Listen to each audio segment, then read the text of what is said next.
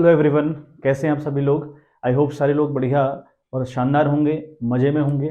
कल की वीडियो को आई होप आपने वॉच किया हो, है ना। सिलेबस हम लोगों ने डिस्कस किया था। सिलेबस क्या होगा, किस तरीके से हमको जाना पड़ेगा, किस बुक से कितने नंबर का आता है, कौन सी बुक इंपॉर्टेंट है, सारी बातें हम लोगों ने कल की वीडियो में डिस्कस करी थी। तो आई होप आप लोगों ने वो वीडियोज़ देखी हों। ठीक है, तो आज हम लोग एक नया चैप्टर स्टार्ट करने वाले हैं, जो हमारा फर्स्ट चैप्टर है, जो हमारी जो पहली बुक है अकाउंटिंग फॉर द पार्टनरशिप। उसी बुक के अंदर चैप्टर नंबर 1 है, that is the fundamental of partnership. तो इसका एक्चुअल नेम है accounting for partnership, that accounting for partnership form, that is the fundamental. तो फंडामेंटल से अगर हम बात करें, फंडामेंटल क्या होते हैं, we know very well. Fundamental का मतलब हुआ कुछ बेसिक रूल जो होते हैं ना, that they will be called fundamentals, है ना। मतलब जो बेसिक रूल पार्टनरशिप की अकाउंटिंग को करने के हैं, या मैं यूँ कहूँ कि पार्टनरशिप में किस तरीके से हम अकाउंट मेंटेन करने का काम करेंगे, इन सारी बातों को हम फंडामेंटल बोलते हैं। ठीक है, तो हमारा जो पहला चैप्टर है वो फंडामेंटल ऑफ द पार्टनरशिप के ऊपर है, यानी रूल्स और रेगुलेशन के ऊपर है कि कौन कौन से रूल एप्लीकेबल किए जाते हैं, किस तरीके से अकाउंट मेंटेन किया जाता है। तो सारी बातें इस चैप्टर में हम लोग सीखने वाले हैं। बहुत शानदार चैप्टर हमारा ये है। देखें, अब हमारे पास एक टर्म देखें आप आया है, पार्टनरशिप। तो पार्टनरशिप कहीं ना कहीं इसका कुछ तो मीनिंग होता होगा। तो अगर मैं बात करूं, पार्टनरशिप क्या होती है, जब 2 4 6 लोग मिलकर किसी एक काम को प्रॉफिट के मोटिव से करते हैं, तो that term will be called partnership. ठीक है बात। मान लिया ए है, बी और सी और डी, ये 4 लोग एक ही काम को कर रहे हैं, है ना। मान लिया इन लोगों ने एक फर्म खोली, इन लोगों ने एक फर्म खोली है, और ये फर्म इन्होंने क्यों खोली है भाई, है ना। तो फर्म को खोलने का मोटिव है प्रॉफिट, यानी साल भर के लास्ट में ये लोग प्रॉफिट कमाना चाहते हैं। तो जब 4-5 लोग मिलकर किसी काम को एक साथ करने का काम करें with the intention of profit, यानी प्रॉफिट उनका इंटेंशन होना चाहिए, that term will be called the partnership. उसी टर्म को हम पार्टनरशिप कह देते हैं। ठीक है बात। देखें, डेफिनेशन मैंने आपके लिए लिख दिया, बट डेफिनेशन बड़ी इंपॉर्टेंट है। तो मैंने कहा जब 4-6 लोग मिलकर किसी काम को करते हैं with the intention of profit, यानी प्रॉफिट कमाने का उनका इंटेंशन रहता है, और मिलकर वो लोग काम करते हैं, उस टर्म को हम पार्टनरशिप बोलते हैं। ठीक है बात। अब इसकी जो सटीक डेफिनेशन है, अगर उसके ऊपर जाए तो लिखा है partnership is the relationship between persons, है ना। ये रिलेशनशिप है लोगों के बीच में, किस चीज का, who have agreed to share the profit, है ना। Who have agreed to share the profit, जो एग्री हुए हैं या सहमति उन लोगों में हुई है प्रॉफिट को बांटने की, किसका, of a business, carried bye all, है ना। या तो सारे लोग उस काम को करें, और any of them acting for all, या उनमें से कोई एक बंदा काम को करेगा। अल्टीमेट लेवल पर हम बात करें तो ये रिलेशनशिप है लोगों के बीच में, कुछ लोगों के बीच में एक रिलेशनशिप है जहां वो लोग एग्री होते हैं किसी बिजनेस के प्रॉफिट को बांटने के लिए, और हो सकता है वो सारे लोग उस बिजनेस में काम कर रहे हैं, और हो सकता है कोई एक बंदा उन सब के लिए काम कर रहा हो। ठीक बात। इस बात को एक बार हम समझने का प्रयास करें। देखें, हम मान लिया ए, बी, सी और डी 4 पार्टनर्स फर्म के अंदर हैं। अब यहां पर क्या होता है, they 4 have agreed that to share the profit of a business. तो इन्होंने एग्री किया कि हम बिजनेस को चलाएंगे और बिजनेस का प्रॉफिट बांटा करेंगे। इस रिलेशनशिप को हम बोल देंगे पार्टनरशिप। नाउ अब अगर हम बात करें तो जरूरी नहीं है ना कि चारों उस बिजनेस के अंदर काम करते हो। कई बार ऐसा रहता है कि ए और बी हो सकता है कि वहां पर काम कर रहे हैं और सी और डी काम ना कर रहे हो। इन्होंने सिर्फ और सिर्फ उस बिजनेस के अंदर पैसा लगाया हुआ है, कैपिटल लगाई हुई है, जिस टर्म को हम कैपिटल कहते रहे हैं। तो हम मान ले रहे हैं कि सी और डी ने सिर्फ और सिर्फ कैपिटल लगा के रखी है, लेकिन ए और बी वहां पर काम करते हैं। तो इसलिए लिखा हुआ है, लास्ट की जो लाइन लिखी मैंने, कैरिड बाई ऑल, यानी सबके द्वारा हो सकता है वो बिजनेस चलाया जा रहा हो, या फिर हो सकता है any of them acting for all, या हो सकता है कि वो उनमें से कोई एक या 2 लोग काम कर रहे हो सबके लिए। ठीक है बात। अब देखें, एक टर्म और समझे हम लोग, जो बिजनेस के अंदर काम कर रहे हैं ना, जो ए और बी बिजनेस में काम करने बैठे हुए हैं, they will be called active partner. ठीक है, इन्हें हम कहेंगे active partner. He will be called और they will be called active partner. तो ये बहुत इंपॉर्टेंट टर्म है। एक्टिव पार्टनर का मतलब क्या हुआ, जो बिजनेस के अंदर कंटिन्यू आते हैं और बिजनेस में सारा योगदान वो लोग करते हैं, काम वो लोग करते हैं बिजनेस के अंदर, बिजनेस की पूरी देख रेख उनके हाथों में होती है। दे will be called active partner, है ना। पार्टनर अदरवाइज 5 टाइप के हैं, 5 प्रकार के आपके पार्टनर्स आपको मिलेंगे, लेकिन आपको 5 टाइप के पार्टनर्स पढ़ने नहीं है। वो आपके लिए इंपॉर्टेंट नहीं है, जितना आपके लिए इंपॉर्टेंट है वो आपको बताया जा रहा है। नाउ बात करें सी और डी की, तो ये जो सी और डी कंपनी के अंदर काम नहीं करते, इन लोगों ने सिर्फ और सिर्फ कैपिटल लगा के रखी है, इन्हें हम क्या कहेंगे, तो दे will be called sleeping partner. ठीक है बात, इन्हें हम कहेंगे स्लीपिंग पार्टनर। ये 2 टर्म बिल्कुल समझने लायक हैं, तो ये हम इन्हें कहेंगे स्लीपिंग पार्टनर। ठीक बात। तो ये हमें पता होना चाहिए, इसकी डेफिनेशन इंपॉर्टेंट है अपने आप में। एंड एक्टिव पार्टनर की बात करें, वो कौन लोग होते हैं और स्लीपिंग पार्टनर कौन लोग होते हैं, ये हमें अच्छे से पता होना चाहिए, इंपॉर्टेंट है बहुत अपने आप में। ठीक है बात। अब देखें, अब एक चीज और समझें, A B C D 4 partner है किसी फर्म के अंदर हैं, ठीक है बात। अब मान लिया इनको फ्यूचर में प्रॉफिट हुआ, इन्हें फ्यूचर में प्रॉफिट हुआ, मान लिया 2 लाख रुपए का प्रॉफिट इन लोगों को हुआ, ठीक है बात। और हो सकता है कि ए ने लगा रखी है, मान लिया बिजनेस के अंदर, ये समझे बहुत, जो मैं टर्म समझाने जा रहा हूं आप लोग को बहुत ध्यान से सुने आप लोग। ए ने लगा रखे हैं मान लिया 10 लाख रुपए, ऐसे ही बी ने मान लिया 20 लाख लगा रखे हैं, ठीक है बात। ऐसे ही सी ने मान लिया 30 लाख लगाए हैं बिजनेस के अंदर, और ऐसे ही मान लिया इसने 40 लाख रुपए लगाए हैं, ठीक है। हम ये मान ले रहे हैं, बस अज्यूम कर रहे हैं कि ऐसा कुछ हुआ पड़ा है। अब एक ने 10 लाख, एक ने 20 लाख, एक ने 30 लाख, एक ने 40 लाख, ये 2 बिजनेस के अंदर आते नहीं है, काम नहीं करते, क्योंकि सी और डी स्लीपिंग पार्टनर्स है, मैंने कहा था। और ए और बी दोनों बिजनेस के अंदर आते हैं, कैपिटल भी इन लोगों ने कंट्रीब्यूट कर रखी है, ठीक है। अब देखो एक डिस्प्यूट उठ सकता है ना इन चारों के बीच में, ए और बी बोल सकते हैं भाई हम तो बिजनेस के अंदर काम भी कर रहे हैं, हम बिजनेस में काम भी कर रहे हैं और हमने कैपिटल भी कंट्रीब्यूट की हुई है, तो हमें क्या फायदा, और तुम लोग सिर्फ और सिर्फ तुम लोगों ने कंट्रीब्यूट कर रखी है कैपिटल, बिजनेस में झांकने भी नहीं आते हो, हम लोग सिर्फ काम कर रहे हैं तुम नहीं करते, तो ये डिस्प्यूट अराइज हो सकता है। तो ये ए और बी बोल रहे हैं हमें सैलरी चाहिए भैया, अपने काम के बदले हम लोग को सैलरी चाहिए, है ना। तो एक सैलरी के रिगार्डिंग डिस्प्यूट हो सकता है, ठीक है, एक सैलरी के रिगार्डिंग डिस्प्यूट हो सकता है। अब देखें प्रॉफिट की अगर बात करें, 2 लाख रुपए प्रॉफिट बांटने की बारी आई, तो 2 लाख का हम मान ले रहे हैं कि भैया ये चाह रहे हैं कि 4 बराबर हिस्से कर दिए जाएं, ये चारों ए बी सी डी चाह रहे हैं कि 4 हिस्से कर दिए जाएं, लेकिन यहाँ ए बी अकड़ रहे हैं कि भैया नहीं, हम ऐसा कैसे, हम तो बिजनेस के अंदर काम भी कर रहे हैं, है ना, प्रॉफिट इक्वल हम चारों में अगर बांट दें तो हम तो काम कर रहे हैं, फिर हमारा क्या फायदा, हम पागल थोड़ी है जो बिजनेस के अंदर काम भी कर रहे हैं, हम कैपिटल भी कंट्रीब्यूट करें और प्रॉफिट भी इक्वल बांटते, तो प्रॉफिट के रिगार्डिंग भी डिस्प्यूट उठ सकता है ना। तो ऐसे बतेरे एग्जांपल्स हैं, ऐसे कई एग्जांपल्स हैं जहां पर डिस्प्यूट उठने की पूरी पॉसिबिलिटी रहती है बच्चों। अब उस डिस्प्यूट से बचना कैसे है ना, उस डिस्प्यूट से बचना कैसे है, तो हमें एक एग्रीमेंट करना पड़ता है पार्टनरशिप के अंदर, जिस एग्रीमेंट को हम बोल दे रहे हैं डीड, ठीक है बात। ये बहुत इंपॉर्टेंट टर्म है, ध्यान से सुनिएगा, आपने पढ़ी होगी 11th में बीएसटी के अंदर, ये बिजनेस स्टडीज के अंदर डीड का पूरा जिक्र है, पूरा समझाया गया है डीड कहते कैसे हैं, ठीक है। अब ये डिस्प्यूट जो होते हैं ना, और ये कंफर्म तौर पर हकीकत बात है, बिल्कुल प्रैक्टिकल बेस्ड बात है, जहां पैसे की बात आएगी, है ना, जहां पर कोई प्रॉपर्टी की बात आएगी, तो दो भाइयों में लड़ाइयां हो जा रही हैं, हम देख रहे हैं अपनी सोसाइटी में, हम अपने इर्द गिर्द देख रहे हैं, 2 भाई अपने नहीं हो पा रहे, है ना, कहीं ना कहीं कारण प्रॉपर्टी और ये पैसा ही होता है। तो कहीं ना कहीं पैसा होगा, और 4-5 जो 3-4 लोग बिजनेस करने आए हैं एक साथ, कहीं ना कहीं फ्यूचर में इनमें लड़ाइयां होंगी, झगड़े होंगे, डिस्प्यूट्स अराइज होंगे। तो इन सबसे बचने के लिए हम एक डॉक्यूमेंट बनाते हैं और उस डॉक्यूमेंट में इन सबके साइन लेते हैं, है ना।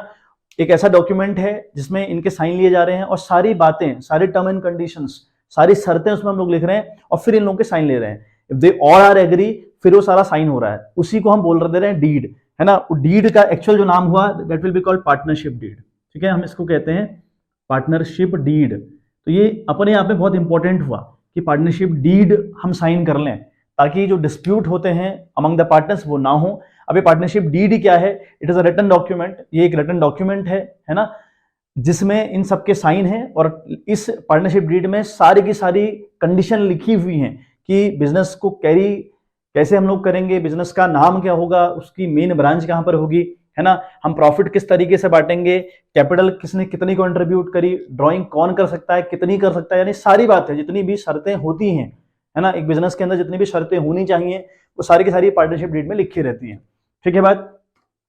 तो इसके अगर आप डेफिनेशन हम देना चाहें तो हम लिख सकते हैं कि that it is a written document containing the agreement in written form among the partners is called partnership agreement.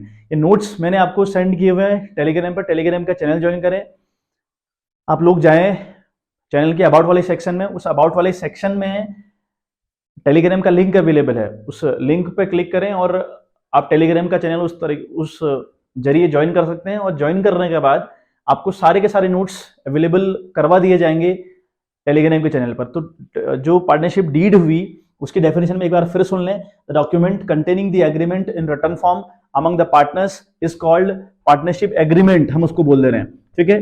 या हिंदी में भी आप याद कर सकते हैं, कोई बहुत ज्यादा ये कहीं लिखने को नहीं आता है ना, बट हमें पता होना चाहिए कि एग्रीमेंट जो पार्टनरशिप के बीच में होता है या जो पार्टनर्स हैं उनमें डिस्प्यूट अराइज होने की जो पॉसिबिलिटीज फ्यूचर में होती है, उससे बचने के लिए हम एक डॉक्यूमेंट साइन कर रहे होते हैं, उस डॉक्यूमेंट को हम लोग बोल रहे होते हैं पार्टनरशिप डीड। आई होप इतनी बात क्लियर हो गई होगी। अब उस पार्टनरशिप डीड में लिखा क्या रहता है, वो बड़ी इंपॉर्टेंट बात है कि लिखा क्या रहता है। सबसे पहले तो उसमें लिखा रहता है नेम ऑफ द बिजनेस, पहली बात तो उसमें लिखी रहती है नेम ऑफ द बिजनेस, यानी बिजनेस का नाम क्या होगा या बिजनेस का नाम क्या है, ठीक है। बिजनेस का प्रिंसिपल प्लेस कहां पर है ना, एक बात बड़ी इंपॉर्टेंट है कि बिजनेस का प्रिंसिपल प्लेस कहां पर है, ठीक है बात। तो प्रिंसिपल प्लेस कहां पर है बिजनेस का, वो हम principal place of the business हम कह सकते हैं, प्लेस ऑफ द बिजनेस, ठीक है बात। तो ये बात उसमें लिखी रहेगी, मैं कुछ बातें आपको बता दे रहा हूं, बाकी नोट्स मैंने लिखा है ना। तो नेम ऑफ द बिजनेस क्या होगा, principal place of the business कहां पर होगा, यानी बिजनेस एक्चुअल में कहां पर किया जाएगा। थर्ड अगर हम बात करें, है ना, हम थर्ड अगर बात करें तो capital contributed by each and every partners, है ना, कैपिटल कंट्रीब्यूटेड, कितनी कैपिटल किसने कंट्रीब्यूट की है वो बातें इसमें होंगी। Capital contributed by each partner, यानी किसने कितनी कैपिटल कंट्रीब्यूट फर्म के अंदर कर रखी है उसका जिक्र इसके अंदर होगा, ठीक है। चौथी बात हम बात करें तो ड्राइंग, एक हमें पता है भाई एक टर्म है ड्राइंग, यानी जब whenever the partners or the owner of the firm withdraw some amount for his or her personal use, the term will be called drawing, we know very well। तो उस ड्राइंग को कौन कर सकता है या कितनी ड्राइंग आपको अलाउड है, ये सारी बातें उस पार्टनरशिप एग्रीमेंट जिसे हम पार्टनरशिप डीड कह रहे हैं वहां लिखा रहेगा। दूसरी बात, आप अगर ड्राइंग करते हैं तो फिर इंटरेस्ट ऑन ड्राइंग कितना होगा, अगर आप ड्राइंग करेंगे तो क्या आपसे इंटरेस्ट ऑन ड्राइंग लिया जाएगा, तो ये टर्म होता है। मतलब अगर आपने ड्राइंग करी तो ड्राइंग ऐसा थोड़ी कि कितनी भी ड्राइंग आप लोग कर दो तो उस ड्राइंग पर आपको इंटरेस्ट भी देना पड़ता है। तो अगर ड्राइंग आप कर सकते हैं तो उस ड्राइंग पर कितना आपको इंटरेस्ट देना होगा, that thing will be written in the form या इन द एग्रीमेंट, ठीक है। बात करें छठी, इंटरेस्ट ऑन कैपिटल, जैसे हमने कैपिटल फर्म के अंदर कंट्रीब्यूट कर रखी है लेकिन किसने कितनी कैपिटल कंट्रीब्यूट करी है उसको उस हिसाब से इंटरेस्ट भी दिया जाता है, तो ये बात भी लिखी रहती है, ठीक है। बात करें सैलरी, है ना, कि भाई क्या किसी पार्टनर को सैलरी दी जाएगी, अगर कोई पार्टनर एक्टिव पार्टनर है तो एक्टिव पार्टनर को सैलरी मिलनी चाहिए, बिल्कुल सही बात हुई, बिल्कुल लॉजिकल इथिकल बात हुई कि उसको सैलरी मिलनी चाहिए। अगर सैलरी मिलनी चाहिए तो कितनी सैलरी मिलेगी भाई, है ना, तो कितनी सैलरी मिलेगी किस हिसाब से हम सैलरी प्रोवाइड करवाने का काम करेंगे वो हम यहाँ लिखेंगे। बात हम लोग करें आठवीं, और क्या हो सकता है ना, तो इंटरेस्ट ऑन कैपिटल है, सैलरी है, इंटरेस्ट ऑन ड्राइंग है, capital contributed by each and one partner है, principal place of the business है, नेम ऑफ द बिजनेस है, एक और टर्म मुझे याद आ रही है, nature of the business, business का नेचर क्या होगा, नेचर ऑफ द बिजनेस, है ना, मतलब बिजनेस है कैसा, बिजनेस के अलग अलग नेचर होते हैं, है ना, बिजनेस के अलग अलग नेचर होते हैं, कोई फलों की दुकान कर रहा है, कोई कपड़े की दुकान कर रहा है, कोई फैक्ट्री चला रहा है, तो अलग अलग टर्म है, अलग अलग नेचर्स बिजनेस के रहते हैं। तो ये आठवीं बात ये हो सकती है इसके रिगार्डिंग। एक टर्म और याद आ गई, कमीशन, है ना, कमीशन के रिगार्डिंग भी कई बार बात रहती है कि कमीशन किस पार्टनर्स को मिलेगा, है ना, कमीशन क्या किसी पार्टनर को कमीशन मिलेगा।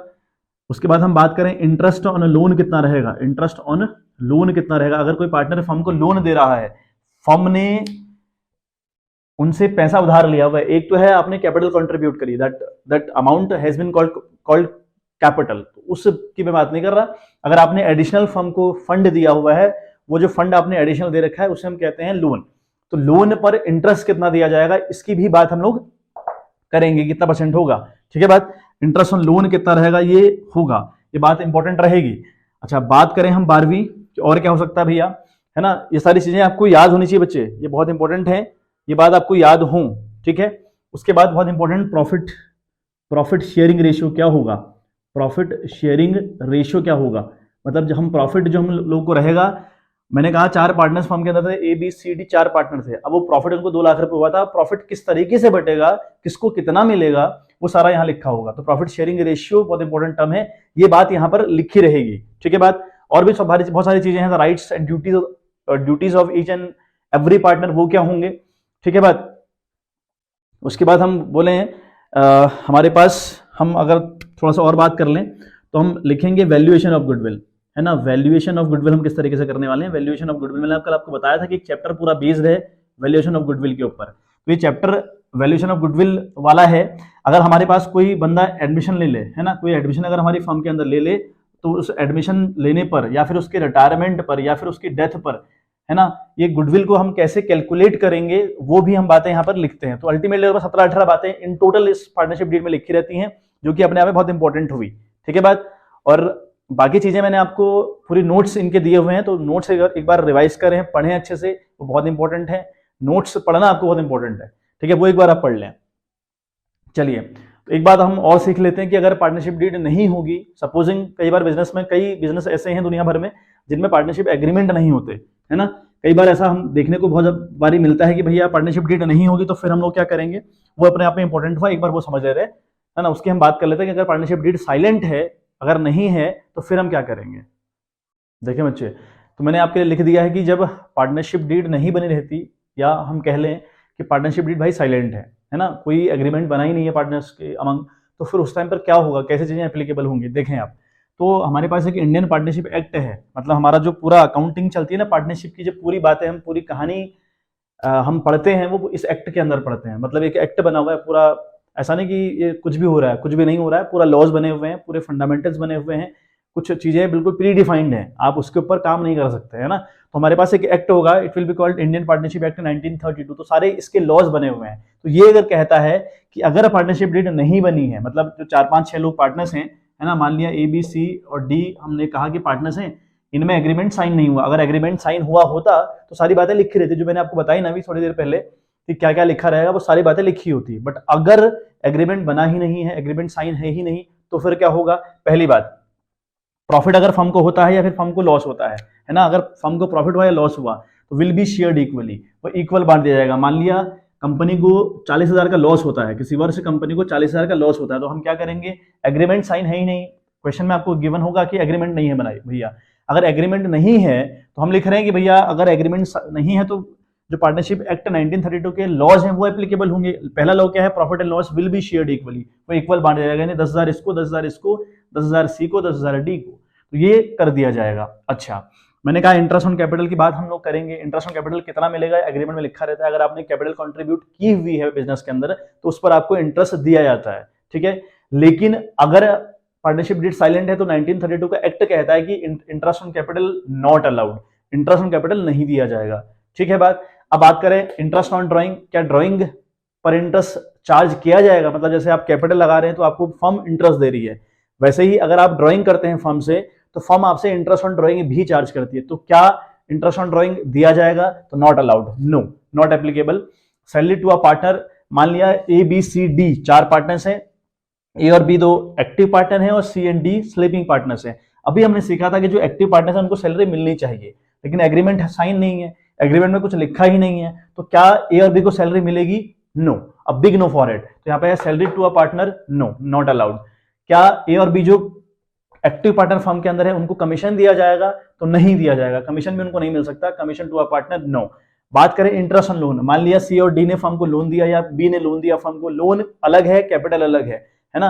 आप बिजनेस को कैरी करने के लिए कैपिटल लगा रहे हैं, वहां पर आप बिजनेस का पार्टनर बनना चाह रहे हैं तो आपको कुछ अमाउंट कंट्रीब्यूट करना पड़ेगा, उस अमाउंट को हम कैपिटल बोल दे रहे हैं। लेकिन लोन एक एडिशनल टर्म है ना, लोन कैपिटल बिल्कुल नहीं है, मतलब आपने एडिशनल फंड दिया, कैपिटल लगाने के बाद भी आपने फर्म को कुछ पैसा उधार दिया है। और हमको पता है 11 से कि फर्म अलग है, मालिक लोग अलग हैं, दोनों अलग अलग हैं, तो मालिक लोग अलग अगर फर्म को कैपिटल के अलावा कुछ भी दें वो लोन है ना।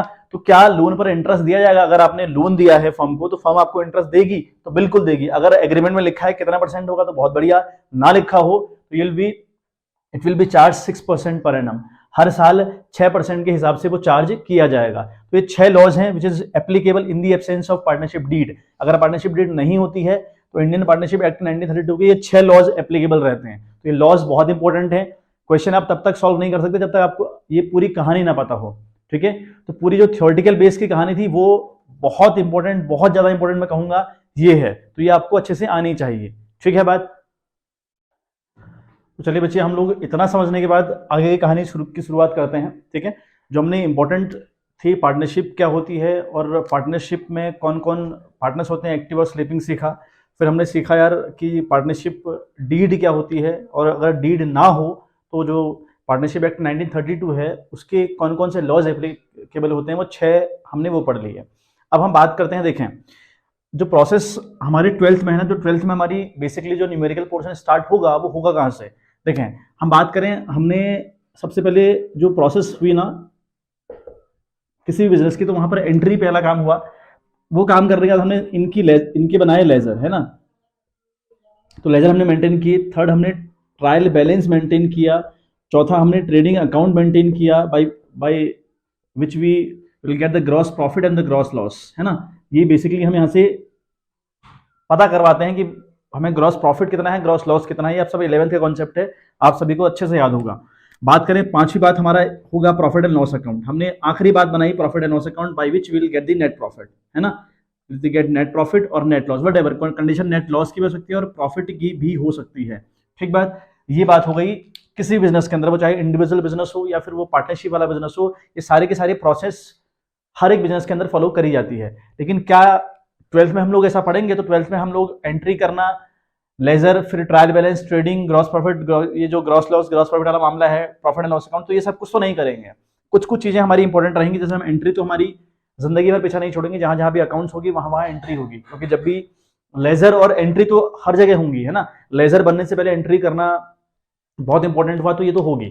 बात करें कि ट्रायल बैलेंस बनाना पड़ता है कि नहीं, ट्रायल बैलेंस यहाँ नहीं होगा। ट्रेडिंग अकाउंट यहाँ कभी नहीं बनाना पड़ेगा आपको। प्रॉफिट एंड लॉस अकाउंट कई दफे बनाना पड़ सकता है। उसके बाद हम करें आगे की जो बैलेंस शीट है, बैलेंस शीट तो ऑब्वियस सी बात है आपको बनानी पड़ेगी। तो ये प्रोसेस से हम गुजरे। देखें, एक बात आप समझे जाना सा, हमें प्रॉफिट एंड लॉस हमने बनाया, हमें सपोज आप करें हमें नेट प्रॉफिट होता है 20,000 रुपए, हमें प्रॉफिट हुआ 20,000 रुपए, हम कह रहे हैं कि हमें 20,000 प्रॉफिट हुआ, ठीक। अब प्रोसेस यहां से चालू होगी।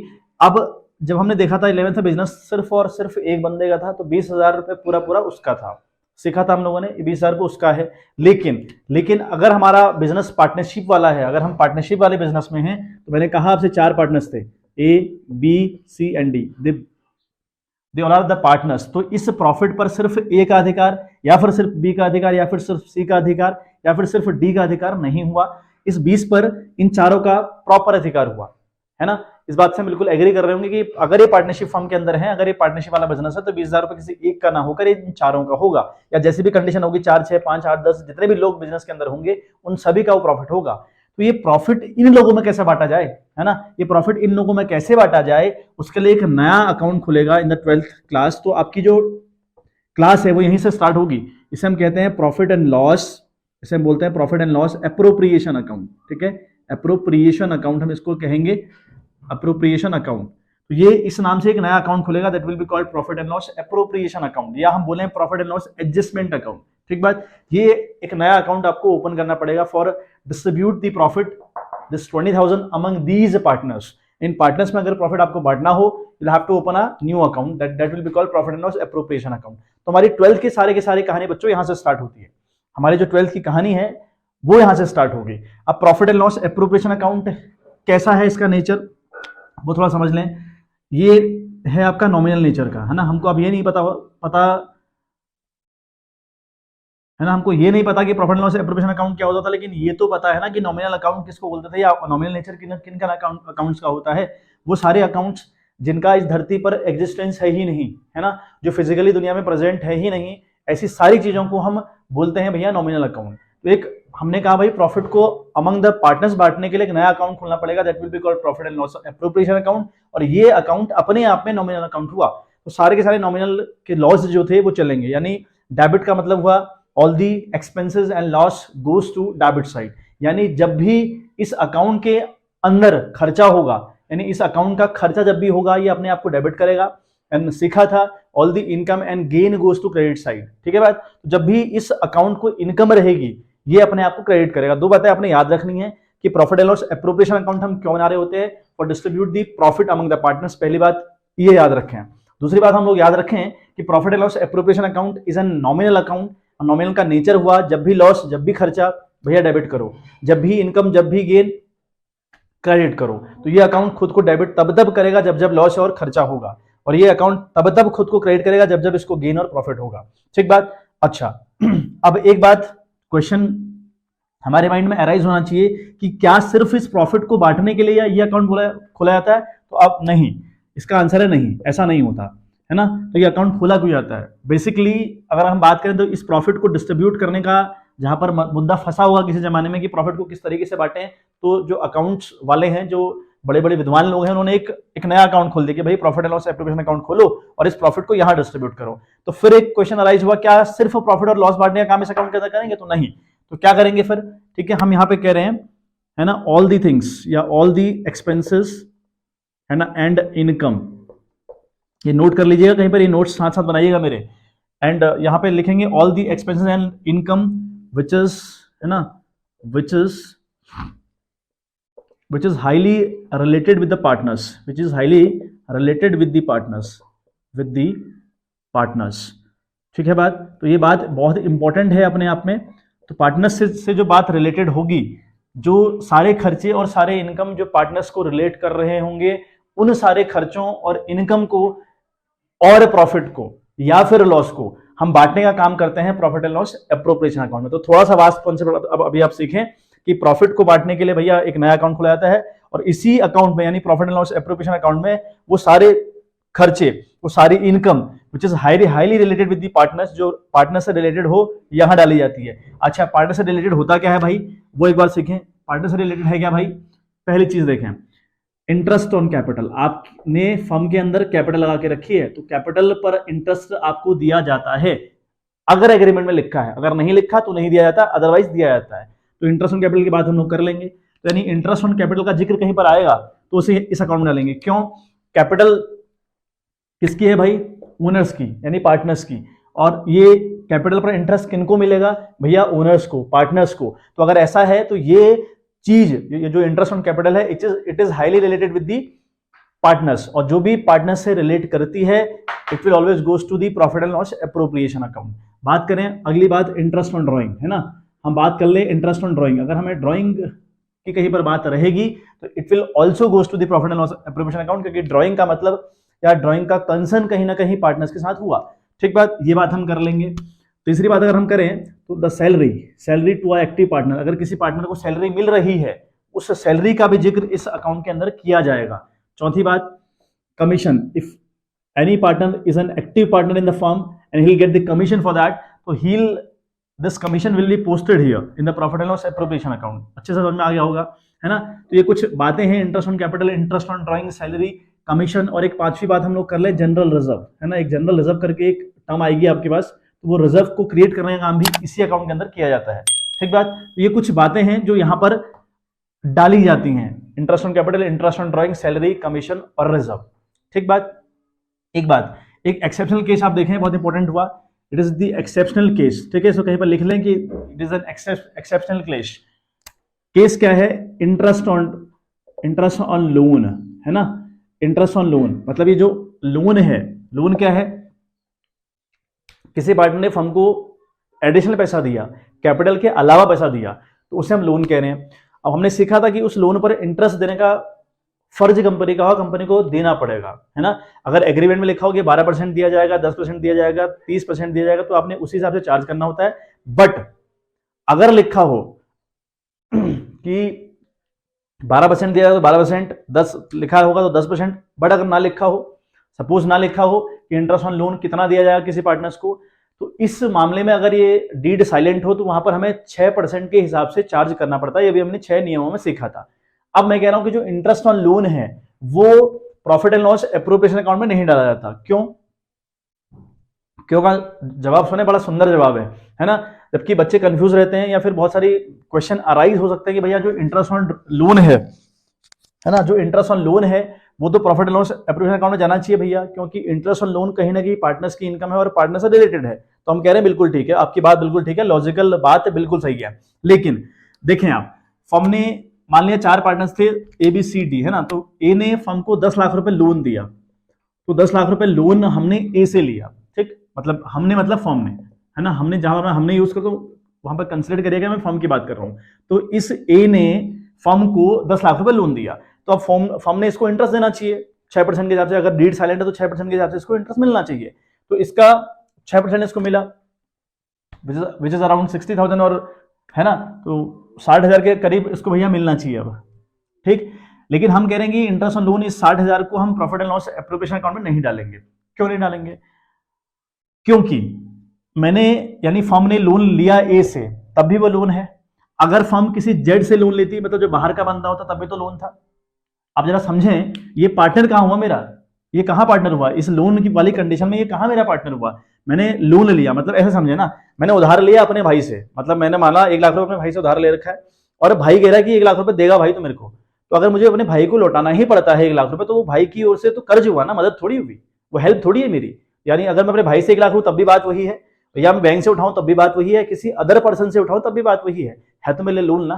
तो ऐसी चीजों को हम यहां नहीं डालेंगे। ये इस पार्टनर ने लोन दे रखा है एडिशनल टर्म में, मतलब वो एज अ पार्टनर हमको लोन नहीं दे रहा, वो एज अ थर्ड पार्टी हमको लोन दे रहा है। अगर ऐसा है तो फिर इस इंटरेस्ट ऑन लोन को कभी भी आप प्रॉफिट एंड लॉस एप्रोप्रिएशन में डालने की गलती मत करिएगा। ठीक बात, आई होप ये बातें क्लियर हो गई होंगी। तो ये प्रॉफिट एंड लॉस एप्रोप्रिएशन के रिगार्डिंग कुछ बातें थी विच इज वेरी इंपॉर्टेंट, है ना। जब तक ये ना पता हो तो आई थिंक क्वेश्चन सॉल्व करना बिल्कुल पॉसिबल नहीं है, बिल्कुल आप कर ही नहीं सकते क्वेश्चन जब तक आपको ये बेसिक टर्म ना पता हो, ठीक है बात। तो इनके नोट्स आप लोग बनाइएगा, है ना। वीडियो को पॉज करते करते आप अपने नोट्स तैयार करिएगा अपने हैंड पर। जो आपको नोट भेजे हैं वो तो बहुत ठीक है, लेकिन अपने भी कुछ नोट्स होने चाहिए, ठीक बात। तो चलिए बच्चों, हम लोग एक बार प्रॉफिट एंड लॉस अकाउंट, जो profit and loss appropriation account है उसका जो फॉर्मेट है उसके ऊपर बात कर लें, है ना, कि फॉर्मेट कैसे रहेगा। और ये पूरा जो चैप्टर है हमारा फंडामेंटल वाला, इसमें profit and loss appropriation account बनाने को हर जगह आएगा आपका, है ना। तो आपको पता होना चाहिए प्रॉफिट एंड लॉस अकाउंट में, sorry profit and loss appropriation account में हम क्या क्या चीजें डाला करते हैं। मैंने आपको बताया कि वो सारी चीजें हम लोग यहाँ पोस्ट अप करेंगे और डालेंगे जिनका बहुत हाईली रिलेशन हुआ विद दी पार्टनर्स। किन किन का रिलेशन हुआ मैंने आपको बता दिया कि इंटरेस्ट ऑन कैपिटल का रिलेशन हुआ, इंटरेस्ट ऑन ड्राइंग का रिलेशन हुआ, है ना, सैलरी का रिलेशन हुआ, कमीशन का रिलेशन हुआ, जनरल रिजर्व का रिलेशन हुआ।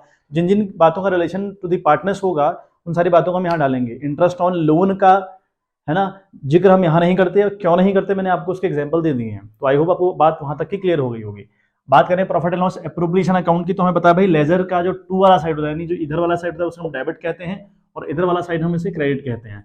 मैंने आपसे कहा कि जो profit and loss appropriation account है अपने आप में नॉमिनल अकाउंट है। तो जब भी इसका खर्चा होगा ये खुद को डेबिट करेगा, है ना, या खर्चों को डेबिट साइड डालेगा और इनकम को क्रेडिट साइड डालेगा, ठीक बात। देखें, फर्म इस अकाउंट को मेंटेन कर रही होती है और हमें पता है भाई इंटरेस्ट ऑन कैपिटल, यानी जो मालिक लोग हैं वो अलग हैं और जो फर्म है वो अलग अलग लोग हैं, है ना।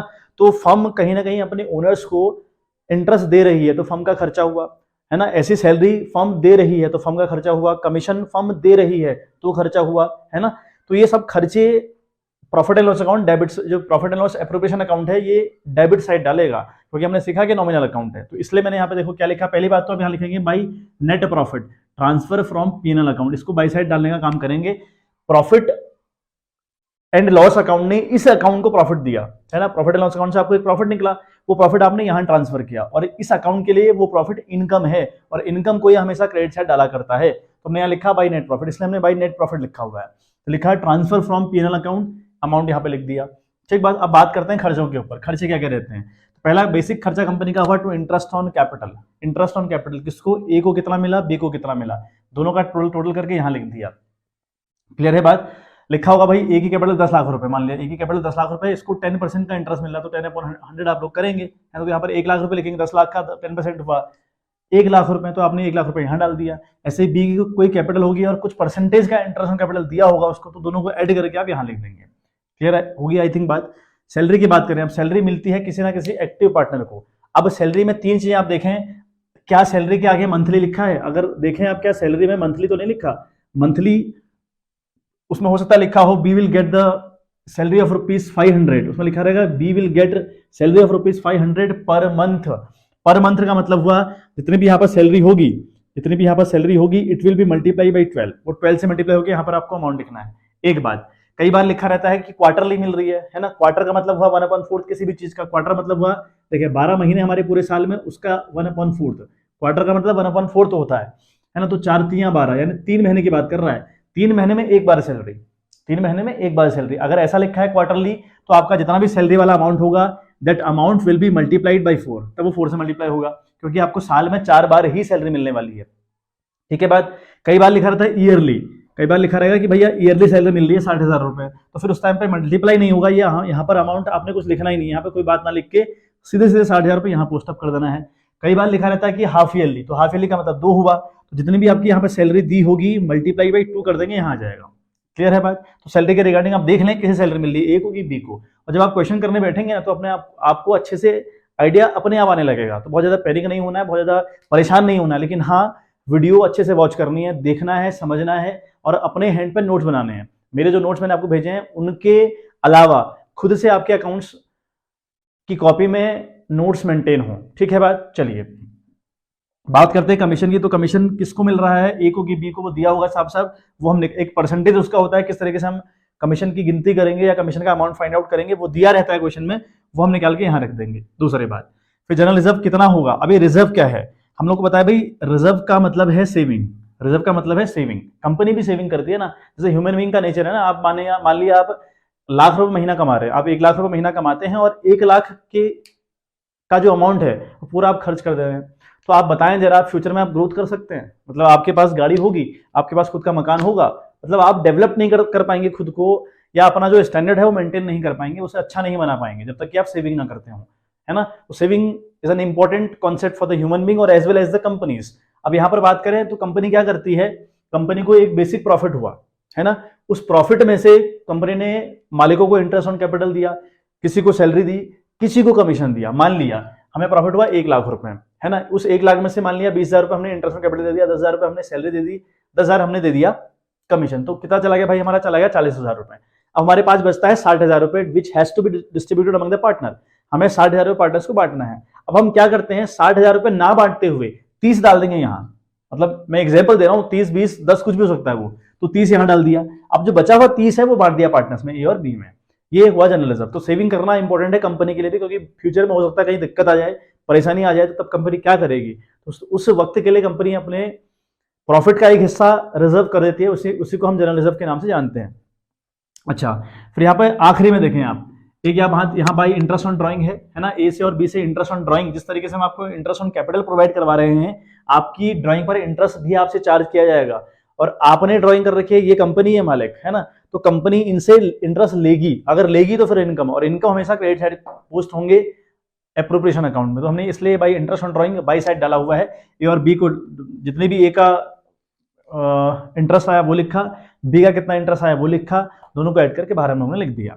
अब देखें, अब अगर ये वाला साइड आपका बड़ा आता है, ये ऐड करके अगर आपका बड़ा आता है, और यहाँ तक के जो खर्चे, जनरल तक के जो खर्चे हैं वो कम होते हैं, मान लिया इधर आपका ऐड करके आ रहा है 2 लाख रुपए, ये ऐड करके आ रहा है बच्चों 2 लाख रुपए, ठीक बात, और यहाँ तक के जो जर्नलिज्म तक के जो खर्चे हैं वो आ रहे हैं आपके 1,60,000 रुपए, ठीक। अब आपको बताया भाई 40,000 रुपए आप एडिशनल प्रॉफिट में है, आपको एक्स्ट्रा 40,000 बचा हुआ है, वो 40,000 आप बांट देंगे अमंग द पार्टनर्स। अब अगर बांटेंगे तो यहाँ पे लिखेंगे to profit transfer to capital oblique current account. अब कैपिटल अकाउंट कब लिखेंगे, करंट अकाउंट कब लिखेंगे, बात का मुद्दा है। फिलहाल आप याद करें कि profit transfer to capital oblique current account, A को कितना मिला, बी को कितना मिला, यहाँ पर ऐड करके बाहर, ठीक बात। अब कई बार हो सकता है कि उल्टी कहानी हो जाए, यहाँ पर आपका बड़ा आ जाए, यहाँ पर आपका छोटा आ जाए, है ना, ऐसा भी हो सकता है। मैंने 2 लाख रुपए यहाँ आ गया और 1,60 यहाँ पर आ रहा है, लेकिन 40,000 की कमी यहाँ पड़ रही है, तो उस कंडीशन में आप लिखेंगे by loss transfer to capital और करंट अकाउंट, ए और बी का नाम लिखेंगे, जो भी अमाउंट उनको मिलेगा उसको यहाँ पोस्ट अप कर देंगे, ठीक है बात। तो it's all about the appropriation account, ठीक है बात। तो एप्रोप्रिएशन अकाउंट में क्या क्या चीजें डाली जाती हैं, क्या क्या चीजें इंपॉर्टेंट रहती हैं, वो मैंने आपको बता दी। इसकी कुछ एंट्रीज भी हैं, है ना, जो ये फॉर्मेट है इसके ऊपर एंट्री है। तो आज की वीडियो थोड़ा लेंदी हो गई, 37-38 मिनट हो गया होगा लगभग, तो आप आज इतना सीखें, और कल आपको एंट्री के साथ साथ में कुछ क्वेश्चन भी हम लोग उठाएंगे और क्वेश्चन करने का प्रयास करेंगे, और क्वेश्चन आपसे बिल्कुल होंगे। आप टी.एस. ग्रेवाल की जो पहली बुक है उसमें प्रॉफिट एंड लॉस एप्रोप्रिएशन करके टॉपिक हमारा होगा, उससे हम चलेंगे, बहुत सीरियल वाइज हम लोग क्वेश्चन करेंगे, सारे क्वेश्चन जितने भी इंपॉर्टेंट होते हैं वो सारे क्वेश्चन आपको करवाए जाएंगे, डोंट वरी अबाउट दैट। बस बने रहिएगा साथ में, चैनल को सपोर्ट करिएगा, सब्सक्राइब करिएगा, अमंग योर फ्रेंड्स सर्कुलेट करिएगा वीडियोस, ठीक है बात। और भरपूर आप लोग प्यार दीजिएगा, जिस तरीके से मोटिवेशन का लेवल मेरा भी बढ़ता रहे, है ना, क्योंकि मोटिवेशन बहुत इंपॉर्टेंट है। सामने से अगर मोटिवेशन नहीं मिलेगा तो फिर डिमोटिवेशन बड़ी खतरनाक चीज है, ठीक है। चलिए मिलते हैं आपसे नेक्स्ट वीडियो, तब तक के लिए bye bye, have a good day.